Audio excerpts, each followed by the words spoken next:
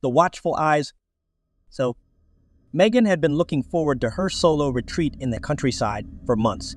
The Airbnb she had booked was a charming Victorian house on the outskirts of a small town in Maine. The listing promised a serene escape with beautiful gardens and a cozy, well-furnished interior. After a busy year of work and personal commitments, Megan longed for some alone time to unwind and reflect. When she arrived at the property, she was greeted by the host, a middle-aged woman named Ruth. Ruth was friendly and welcoming, giving Megan a brief tour of the house and explaining how everything worked. She emphasized the house's history, mentioning that it had been in her family for generations. Megan was intrigued by the house's character and felt reassured by Ruth's warm demeanor.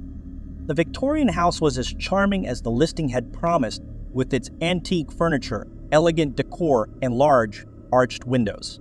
Megan settled in for her first night, enjoying the quiet and the beautiful view of the garden illuminated by the soft glow of the moon. She felt a deep sense of peace and contentment as she prepared for bed.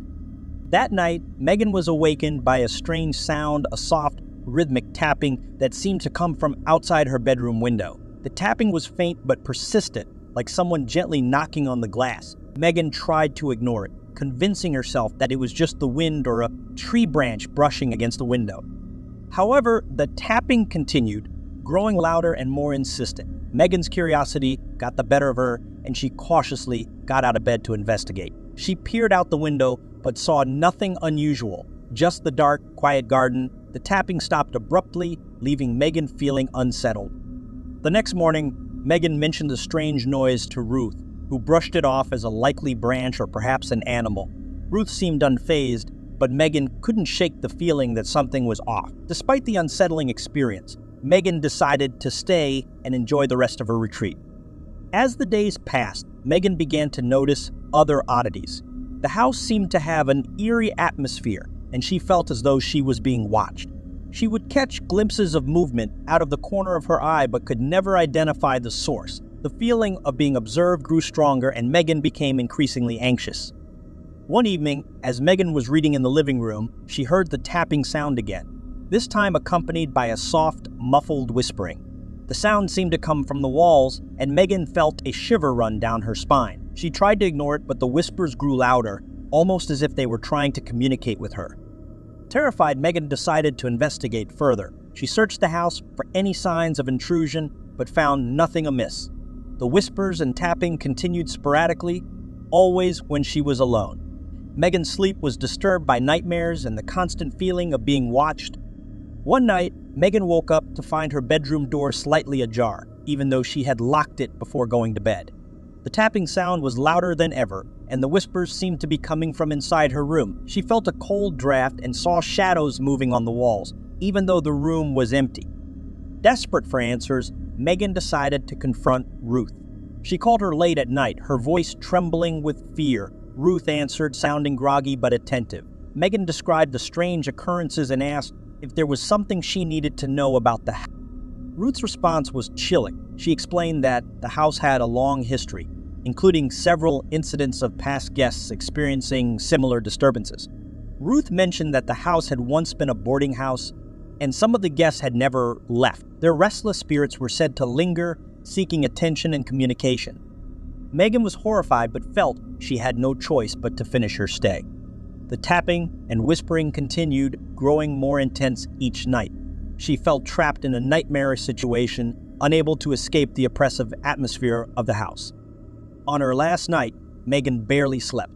The tapping became frenzied, and the whispers turned into anguished cries.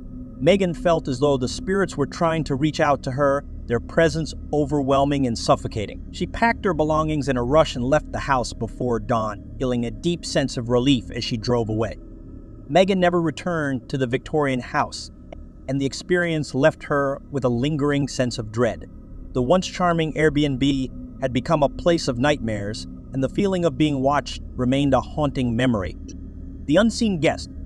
So, Josh and his friends had planned a weekend getaway to a remote Airbnb in the woods of northern Michigan. The listing described a secluded log cabin surrounded by dense forest with a spacious deck and modern amenities. It was the perfect setting for a relaxing retreat away from the hustle and bustle of city life.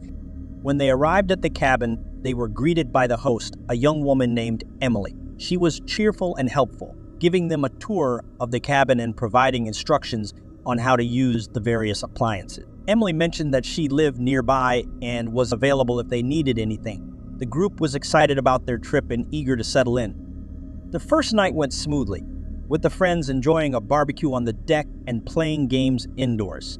As they prepared for bed, Josh and his friends noticed something strange, a small, antique-looking box in the corner of the living room. The box was intricately carved and appeared old, but it was covered in dust, as if it hadn't been touched in years. Curious, Josh opened the box and found a collection of old letters and photographs. The letters were written in an elegant script detailing the life of a woman named Clara who had lived in the cabin many years ago. The photographs showed Clara with various friends and family members, and there were notes about a mysterious guest who had frequently visited the cabin. Josh and his friends were intrigued, but didn't think much of it. They placed the box back in the corner and went to bed, laughing and joking as they settled into their rooms. However, that night, they were disturbed by strange noises, soft footsteps and the sound of something scraping against the floor. The noises continued throughout the night, causing the friends to feel uneasy. They tried to dismiss it as the wind or the house settling, but the sounds persisted, growing louder and more disconcerting. Josh was particularly disturbed, feeling as though someone was moving around the cabin, though there was no one else there. The next day, they mentioned the noises to Emily when she stopped by to check on them. Emily looked concerned and explained that the cabin had a long history and some old quirks. She assured them it was likely just the house settling and promised to have someone check it out. That evening, the disturbances continued. The friends heard the footsteps again, along with faint whispers and the sound of the antique box being moved. Josh felt a growing sense of dread, and his friends shared his unease. They decided to investigate, searching the cabin for any signs of intruders or anything out of the ordinary. Their search yielded nothing, and they couldn't find any logical explanation for the noises. As the night progressed, the sounds became more frantic, doors creaking open and closed, and the scraping noise becoming more intense. It felt as though the cabin was alive, with an unseen presence moving around them. Josh and his friends were on edge, and their attempts to contact Emily were unsuccessful. Her phone went straight to voicemail, and they felt increasingly isolated and vulnerable. The noises continued into the early hours of the morning, with the sound of heavy breathing and the feeling of cold spots throughout the cabin. Desperate for answers, Josh decided to investigate the antique box again. He found that the letters had been scattered and one of the photographs had been removed. The remaining letters mentioned a tragic event, a guest who had disappeared under mysterious circumstances and was never found. The notes hinted at a restless spirit, trapped in the cabin and seeking solace. Terrified, Josh and his friends packed their belongings and left the cabin in the middle of the night. The unsettling experience had left them shaken, and they couldn't wait to get away from the remote property. They never spoke to Emily again, and the mysterious guest and the strange occurrences at the cabin remained a chilling mystery. The weekend getaway had turned into a terrifying ordeal, and the friends were left with a haunting memory of the unseen presence that had disturbed their stay. The log cabin, once a place of relaxation and adventure, had become a symbol of their most frightening experience.